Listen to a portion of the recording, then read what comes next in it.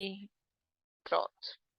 Vamos lá. Pai, obrigada, Senhor, por mais um dia, mais um suspiro, Pai. Obrigada por esse ar que o Senhor nos já dá para respirar e nessa vida que o Senhor já nos deu. Obrigada pelo já o estudo que vai vir, Pai. Eu creio que através do Teu Espírito Santo a gente vai poder conhecer mais a Tua palavra, vai poder conhecer mais de Ti, que o Teu Espírito possa habitar em nós e falar conosco neste momento, através da Tua palavra, Jesus, que a gente possa ter mais de Ti, menos de nós, que a gente possa poder se preencher do Teu Espírito, do que é certo, segundo a Tua palavra que foi dita aqui, Jesus. Que o Senhor possa trazer discernimento nas nossas vidas. Que por mais que às vezes a gente lê e não sabe como aplicá-las, mas eu creio que através do Teu Espírito a gente vai aprender a aplicá-las na nossa vida, em cada escolha, em cada pensamento, em cada ação. Então eu já oro e agradeço por tudo que o Senhor vai fazer conosco através dessa Tua palavra, que eu sei que é vida, e eu sei que vai nos preencher de todo e qualquer vazio. Obrigada, Jesus. Eu agradeço em nome de Jesus. Amém, amém. Vamos lá, gente. João, capítulo 9, o nosso estudo aqui de hoje. Eu acho que tem alguém falando aqui, não. Pronto. O estudo aqui de hoje. João, capítulo 9. Jesus traz luz aos cegos. Enquanto caminhava, Jesus viu um homem cego de nascença. Seus discípulos perguntaram: Rabi, por que este homem nasceu cego? Foi por causa de seus próprios pecados ou dos pecados de seus pais? Jesus respondeu: nem uma coisa, nem outra. Isso aconteceu para que o poder de Deus se manifeste nele. Devemos cumprir logo as tarefas que nos foram dadas por aquele que me enviou. A noite se aproxima, quando ninguém pode trabalhar. Mas enquanto estou aqui no mundo, eu sou a luz do mundo. Então aqui Jesus ele já traz um grande ensinamento para nós. É, é a questão assim, né? Uma pergunta que a gente pode até se fazer muitas vezes. Por que que aquela pessoa nasceu cega?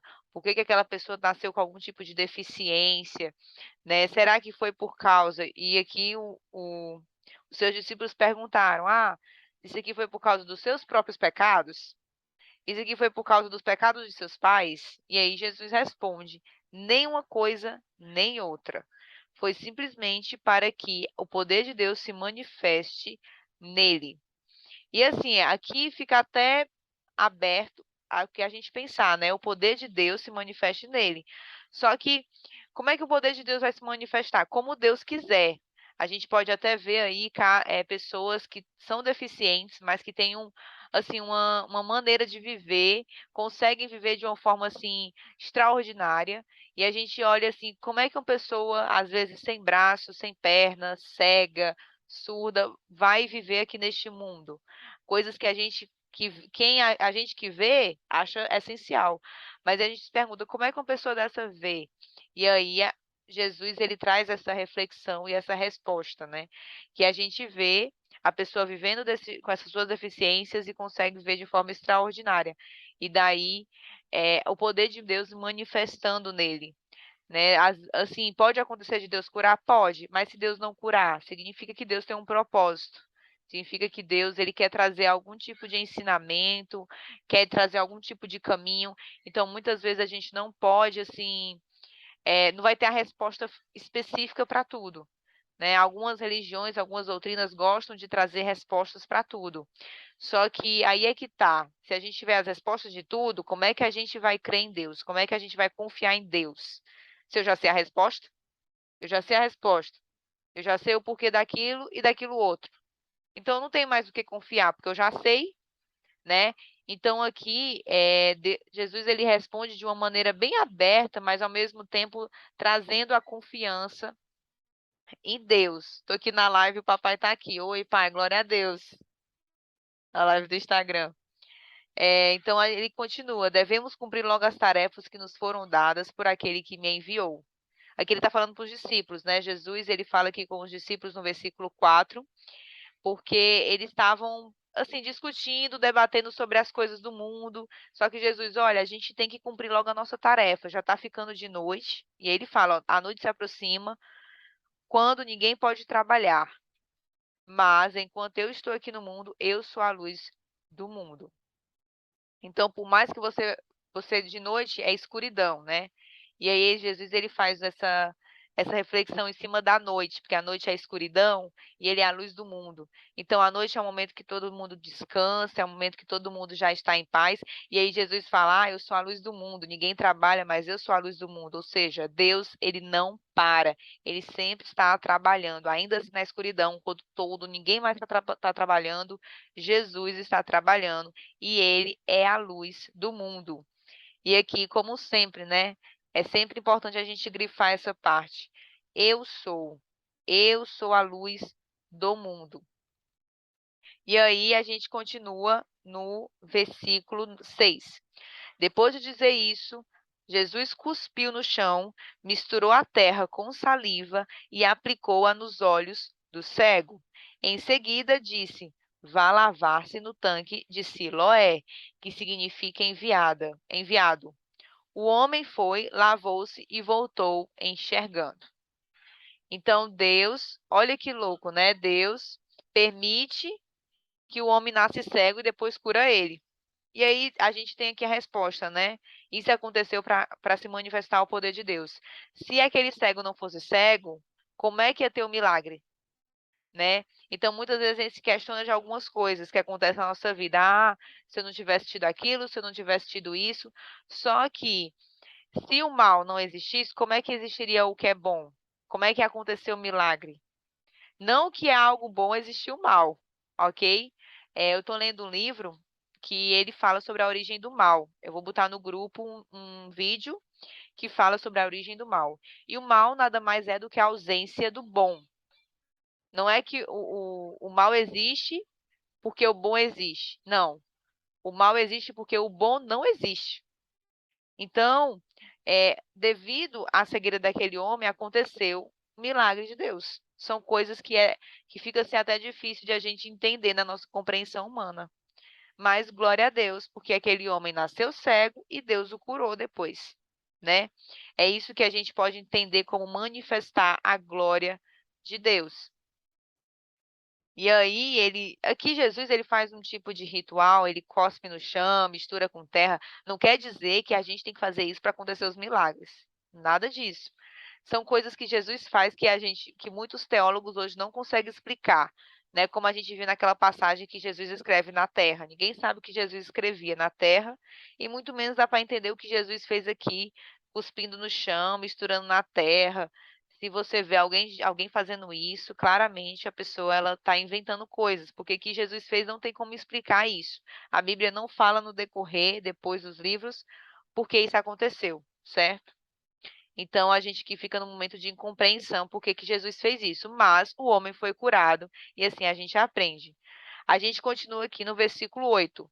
Seus vizinhos e outros que o conheciam como mendigo começaram a perguntar: "Não é este homem que costumava ficar sentado pedindo esmolas?" Alguns diziam que sim e outros diziam: "Não, apenas se parece com ele."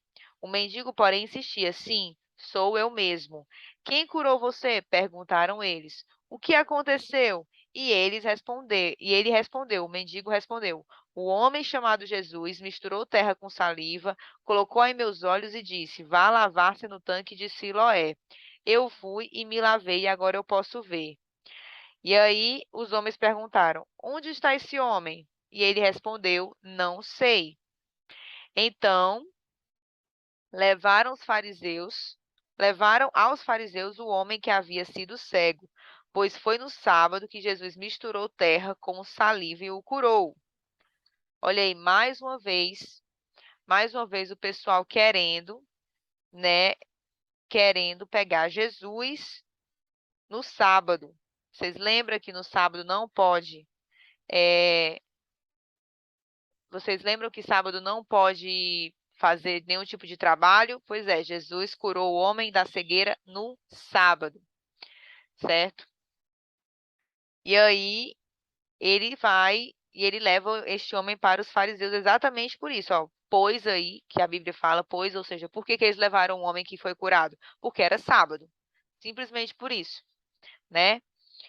E aqui, gente, também a gente pontua nessa conversa aqui com o homem que, mesmo que ele vá no tanque de Siloé, como Jesus mandou, qual foi a primórdia de todo o milagre? O próprio Jesus. Mesmo que Jesus faz a mistura da saliva, mesmo que o homem vá para o tanque de Siloé, quem curou foi Jesus. E aqui é um ponto importante que a gente ressalta nesse diálogo. Quando perguntam quem curou vocês, ele fala o homem, ou seja, a raiz de tudo foi o homem. Não foi o tanque, não foi a saliva misturada na terra, não. Foi o tanque. Tá certo, tia Helena, pode deixar. Então, a gente aprende aqui que a origem de todo milagre é Jesus, nesse momento que ele cura o cego. E outro ponto é que a gente não tem como entender, né, o porquê de uma pessoa nascer cega, o porquê de alguns problemas acontecer comigo, acontecer com você. Algumas coisas a gente sabe o porquê, porque nós mesmos causamos. Outras nós não sabemos. Nossa, por que que tal fulano teve câncer, sabe? São coisas que não dá para a gente entender o motivo, mas tudo é para a glória dele, tudo é para manifestar a glória do Senhor. Então a gente sempre tem que ter esse olhar espiritual. Tudo é para manifestar o poder de Deus. E aí, quando descobriram que o homem foi curado, eles queriam que acusar ainda Jesus, porque Jesus curou o homem no sábado. E aí ele foi no versículo 15, a gente continua. Os fariseus encheram o homem de perguntas sobre o que havia acontecido. E ele respondeu a mesma coisa que falou para os outros homens, né? O cego curado falou para os homens, ele falou para os fariseus. Ele colocou terra com saliva em meus olhos, e depois que eu me lavei, eu passei a enxergar. Alguns dos fariseus disseram: esse homem não é de Deus, pois trabalha no sábado, querendo trazer o sábado contra, né, as ações de Jesus, porque não podia trabalhar no sábado. Só que aí Jesus já explicou quando a gente leu. Se ele vê uma pessoa amparada, Deus ele vai ajudar. Não importa seja sábado, domingo, segunda, terça, quarta. Deus ele não descansa. E aí, alguns dos fariseus disseram: esse homem não é de Deus, pois trabalha no sábado. Outros disseram: mas como um pecador poderia fazer sinais como esse? E havia entre eles uma divergência de opiniões. Eles não estavam entendendo como é que Jesus tinha esse poder. E aí, no versículo 17, os fariseus voltaram a perguntar ao homem que havia sido cego: o que você diz desse homem que o curou? E aí, o homem que foi curado respondeu: ele deve ser profeta. Os líderes judeus se recusavam a crer que ele havia sido cego e estava curado. Por isso, mandaram chamar os pais dele e perguntaram: ele é seu filho? Ele nasceu cego? Se foi, como pode ver agora? Eles não estavam aceitando o milagre de Jesus. Eles não estavam aceitando que aquele homem tenha sido curado. Tava um negócio que eles queriam. Não, não tem como, não tem como. Não tem esse homem, não é de Deus. Esse homem vinha assim curar. Não, não tem como, sabe? E aí, eles chamaram os pais do rapaz. Olha a confusão, né? Que loucura. Viu lá o homem, a galera pegou o homem, levou para os fariseus. Aí os fariseus, não, como é que pode? Como é que pode? Quem é seu pai? Quem é sua mãe? Então, e agora? Ah, então vou chamar os pais dele. Aí chamou os pais responderam o quê? Sabemos que ele é nosso filho e que nasceu cego, mas não sabemos como pode ver. Como pode, mas não sabemos como pode ver agora nem quem o curou. Ele tem idade suficiente para falar por si mesmo. Pergunte a ele. Eu não tenho nada a ver com isso. Os pais estavam assim, olha, ele é grandinho, ele nasceu cego, isso eu posso ter certeza, mas ele já é grande para falar por si só. E seus pais disseram isso, só que é que tá. Aí que vem a resposta no versículo 22. Seus pais disseram isso por medo dos líderes judeus, pois estes haviam anunciado que, se alguém dissesse que Jesus era o Cristo, seria expulso da sinagoga. Por isso disseram: ele tem idade suficiente, perguntem a ele. Isso aqui, gente, é muito parecido com a situação, Letícia, como é que essa situação se parece com hoje em dia, né? É assim, aconteceu um milagre na sua vida, né? Deus fez um milagre na sua vida. E aí alguém vai querer testificar esse milagre, sabe? Não, será mesmo que foi um milagre que o fulano aconteceu na vida dele? Aí ela vai conversar com as pessoas que conhecem essa pessoa. Ei, é verdade que o fulano, não sei, ele era doente, agora ele se curou, como aconteceu aqui, né? E aí muita gente vai falar, não, o que eu sei é que ele era doente, mas se ele diz que ele foi curado, né? Ele já é grande o suficiente para dizer isso. Quando a pessoa fala esse tipo de argumento, sabe, justificando o milagre do outro, é querendo se sair, sabe? É, é, é querendo se sair, é querendo, olha, isso não tem nada a ver comigo, né? Que foi o caso aqui dos pais dos cegos. Ele, não tem nada a ver comigo, ele já é grandinho, ele fala por si só, né? Então, por exemplo, casos que acontecem na própria igreja. Eu conheço pessoas que foram curadas na igreja. E aí a falta de fé em Deus, não é nem na pessoa, a falta de fé em Deus, a pessoa olha assim, não, ela foi curada, glória a Deus, fala glória a Deus, nem crê, às vezes nem crê, né? Falam glória a Deus assim, ah, é coisa boa, né? Você foi curada. Mas, na verdade, será que a pessoa está crendo mesmo que foi curada por Deus? Sabe? E ela fala, não, se ela disse que foi curada, né? Ou seja, ela descredibiliza o poder de Deus. Você está entendendo como é forte a gente ter esse tipo de conhecimento, sabe? Olha, se a pessoa disse que foi curada, e o Deus que eu creio, ele tem o poder de curar, então ela foi curada. Pronto, sabe? Agora, ela pode mentir que está doente, mas eu creio na cura, entendeu? Então a gente tem que ter muito cuidado quando a gente testifica um milagre e alguém pergunta pra gente, isso é um teste que Deus faz na nossa vida. Se a pessoa foi curada na sua frente, aí a pessoa vai perguntar pra você, ei, o fulano foi curado? Você viu que ele foi curado? Aí você fala, ele disse que foi curado, né? Coisa boa. Não, não é ele disse. Se ele foi curado e ele disse que foi curado, eu creio que Deus curou ele, sabe? Temos que ter cuidado para não ser como os pais do cego. Porque ele fala aqui, ó, os pais do cego, eles não falaram que era Cristo, que era Jesus, porque eles estavam com medo de ser expulsos da sinagoga. E no caso da gente hoje, a gente pode ter medo de ser julgada, né? De achar que a gente está ficando doido por fulano, Beltrano ser curado, sabe? Ah, não, mas ser curado assim, não sei, sabe? Pode chamar a gente de ingênuo, de inocente, né? Então, muito cuidado quando alguém testifica para você. Quando você é um testificador, né? Uma testemunha de uma cura. Você está sendo testemunha de Deus também. Amém? Então tem que ter muito cuidado com isso. Quando alguém pergunta, olha, você viu que fulano foi curado? Foi. Deus é capaz de curar. Ponto. Se o fulano estava mentindo porque estava doente e tudo mais, se o fulano mentiu sobre a cura, aí é um problema dele. Mas eu creio no Deus que cura. Você está entendendo aí a questão aqui do que os pais dos cegos têm a nos ensinar? E a gente continua no versículo 24. Então, pela segunda vez, chamaram o homem que havia sido cego e lhe disseram: Deus é quem deve receber glória por aquilo que aconteceu, pois sabemos que esse Jesus é pecador. E a gente sabe, né, que Jesus ele não pecou. Ele foi um homem que sentiu tudo o que a gente sentiu, mas não pecou. É inocente de todo e qualquer pecado. E no versículo 25, respondeu o homem. Olha o que o homem respondeu, ó. Não sei se ele é pecador, mas uma coisa eu sei. Eu era cego e agora eu vejo. Olha que forte isso, gente. Eu era cego e agora eu vejo. Isso aqui é muito interessante porque pontua assim, algumas pessoas que ficam em cima do muro quando se trata de Deus, sabe?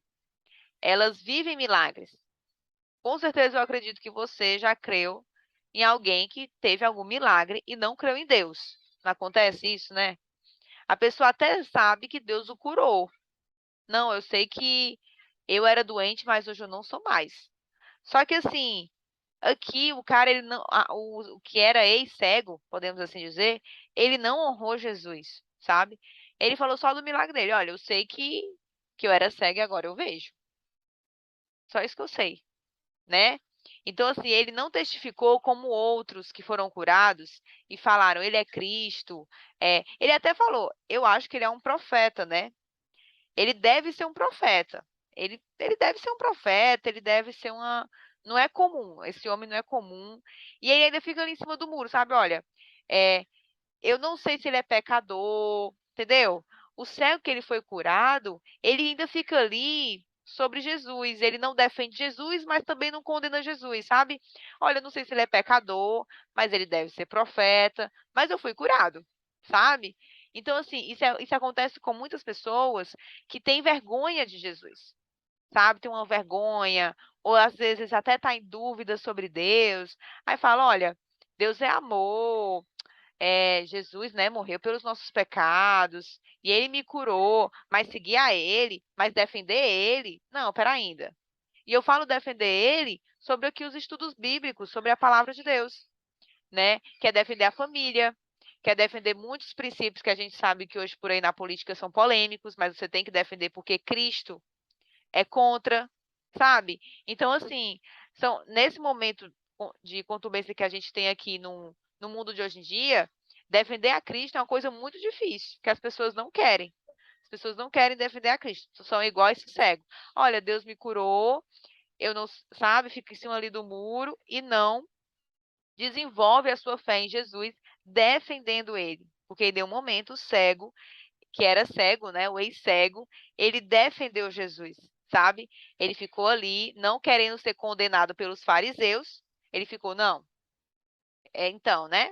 Vocês estão entendendo, né? Como é que ele está agindo, que é o que a gente não deve agir, a gente deve falar com firmeza. Não, Jesus, ele era Cristo, ele era o Salvador, ele me curou e ele pode curar você e tal. Só que ele não queria ser julgado pelos fariseus. E aí, os fariseus ainda ficaram, mas o que ele fez? Como ele o curou? Aí ele, eu já disse, vocês não ouviram? Por que querem ouvir outra vez? Por acaso também querem se tornar discípulo dele? Então, olha aí quando o cego já falou de, não, vocês querem se tornar discípulo dele? Aí então eles o insultaram. Os fariseus o insultaram. No versículo 28, ó. Então eles o insultaram e disseram: Você é discípulo dele, mas nós somos discípulos de Moisés. Sabemos que Deus falou a Moisés, mas nem sabemos de onde vem esse homem. Que coisa mais estranha, respondeu o homem. Ele curou os meus olhos e vocês não sabem de onde ele vem? Ó, gente, aqui é o ex-cego indo contra as palavras dos fariseus, porque os fariseus eram considerados, né, os fariseus, mestres da lei, eles eram considerados sábios na palavra. E se aquele homem foi curado e eles não sabiam responder, como assim? Como é que ele era seguidor de Moisés, que escreveu os 10 mandamentos, que escreveu todas as leis, sabe? Então, ele vai assim, olha, mas que estranho, né? Vocês nem sabem de onde vem esse homem? Aí ele continuou, ó, ele curou meus, no versículo 31. Aí olha o que o homem ex-cego fala, ó. No versículo 31. Sabemos que Deus não atende pecadores, mas está pronto a ouvir aqueles que o adoram e fazem a sua vontade. Desde o princípio do mundo, ninguém foi capaz de abrir os olhos de um cego de nascença. Se esse homem não fosse Deus, não teria conseguido fazê-lo. E aí no versículo 34, você nasceu inteiramente pecador, disseram eles, os fariseus. E quer ensinar a nós? Então expulsaram da sinagoga. Olha aqui, ó, gente, presta atenção. Até o versículo 23, o ex-cego, ele não estava defendendo Jesus. Como eu falei, ele estava ali, olha, eu não sei, ele deve ser um profeta e tal e tal. Só que aí os fariseus pressionaram ele. Mas como é que você foi curado? Mas como é que isso aconteceu? Aí ele, vocês querem ouvir de novo? E aí eles insultaram o homem. Quando eles insultaram o homem e falou, você é discípulo dele, mas nós somos discípulos de Moisés aqui nessa parte, ó. Sabemos que Deus falou a Moisés, mas nem sabemos de onde veio esse homem. Aí, de alguma forma, esse ex-cego, ele conseguiu entender Jesus, ele conseguiu ver Deus em Jesus através do Espírito Santo, com certeza, porque aí ele já muda a conversa no versículo 31. Ele já muda. Ele fala, ó, que Deus, ó, não atende os pecadores, mas está pronto a ouvir aqueles que o adoram e fazem a sua vontade. Olha o que este homem falou. Não está aqui para atender pecadores. Como assim, Letícia, atender? Jesus, ele morreu pelos pecadores, amém? Para a gente ser livre do pecado. Quando somos livres do pecado, a Bíblia fala que a gente se torna justo, justificado, ok? Aí, a oração do justo é atendida, entendeu? Mas a oração de quem não é justo, gente, vocês imaginam a oração de uma pessoa que não tem Deus no coração? Vocês imaginam a oração de uma pessoa que não tem Jesus como Senhor? Ela vai orar e pedir coisas absurdas. Absurdas. Eu falo de coisas absurdas mesmo. Você imagina uma pessoa que está, não sei, em uma depressão e está com vontade de se matar. E ela pedir para Deus isso. Você está entendendo? Ou então uma pessoa que deseja matar a outra, sabe? Você pode pensar em coisas absurdas, em pedidos absurdos. São pedidos voltados pelo pecado. Ou então pedidos simples, como por exemplo, eu queria ser muito rica, queria ser famosa, muito famosa. E dentro do coração da pessoa, o motivo de ela querer ser famosa é para ela ser engrandecida, é para ela poder se passar para as pessoas, sabe? Já pensou que Deus atendesse esse tipo de pedido? Então, ele fala aqui, ó, Deus não atende os pecadores. Por quê? Porque quem está pecando e pede a Deus pecando, está guiado pelo pecado. Deus ele não vai atender aquilo que vai nos levar ao pecado. Isso seria totalmente contra a vontade de Deus. Só que aí ele continua, ó, mas Deus ele está pronto a ouvir aqueles que o adoram e fazem a sua vontade. Porque quem está fazendo a vontade de Deus tem uma vontade de crescer em Deus, tem uma vontade de adorar a Deus. Então, aquele que está fazendo a vontade de Deus, Deus ele vai sentir até assim vontade em atender os seus pedidos. E aí no versículo 32, olha o que ele fala, ó, desde o princípio do mundo, ninguém foi capaz de abrir os olhos de um cego de nascença. Grifa isso aí na tua mente, ó. Desde o princípio do mundo. Ou seja, ninguém foi capaz de abrir os olhos, ninguém foi capaz nenhum profeta foi capaz de um homem olhar, um homem ver um cego deixar de ser cego. Você está entendendo o poder? Então, se esse homem não fosse de Deus, não teria conseguido fazê-lo. Então, ele fala aqui, ó, se esse homem não fosse de Deus, ou seja, esse homem, que é o ex-cego, está falando de Jesus, né? Olha, se Jesus não fosse de Deus, não teria como fazer isso, que é eu ver. Eu que era cego começar a enxergar. Ele traz uma exaltação aqui a Deus através do milagre. E é isso que a gente tem que fazer. Quando a gente vai falar de um milagre, quando a gente vai falar de algum testemunho, olha, só Deus para fazer isso que eu estou fazendo hoje, só Deus para me guiar, só Jesus sendo o próprio Deus para poder fazer isso. Se Jesus não fosse Deus, se Jesus não fosse o Rei da Glória, não seria possível, porque isso não é uma pessoa comum que se faz. Amém? E aí, ele continua: você nasceu inteiramente pecador, disseram os fariseus para ele. E quer ensinar a nós? Eles ficaram insultados. Os fariseus ficaram insultados porque um outro homem pecador queria ensiná-lo. Coisa que hoje em dia, né? Eu sou pecadora, todos nós somos pecadores, é pecador ensinando pecador aqui, todos nós somos pecadores, certo?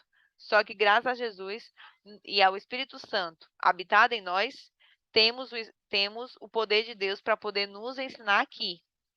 Amém? Mas sempre que uma pessoa estiver falando da palavra, a gente sempre tem que ter cuidado, que às vezes é Deus e às vezes é o homem. Por isso que a gente está fazendo o que estamos fazendo agora, que é sempre lendo a Bíblia, para eu saber o que é Deus e o que é homem, ok? Por isso que é importante a gente estar aqui. Olha, a gente vai conhecendo Jesus e vai vendo o que Jesus gosta e não gosta. Se Jesus gosta disso e não gosta daquilo, se vier um pastor, um pregador, o que for, dizer alguma coisa que é totalmente contrário a isso aqui, é um outro Deus que você não está conhecendo, que não está aqui na Bíblia. Amém?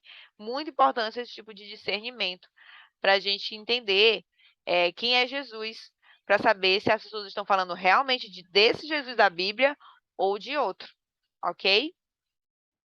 E a gente continua no versículo 35.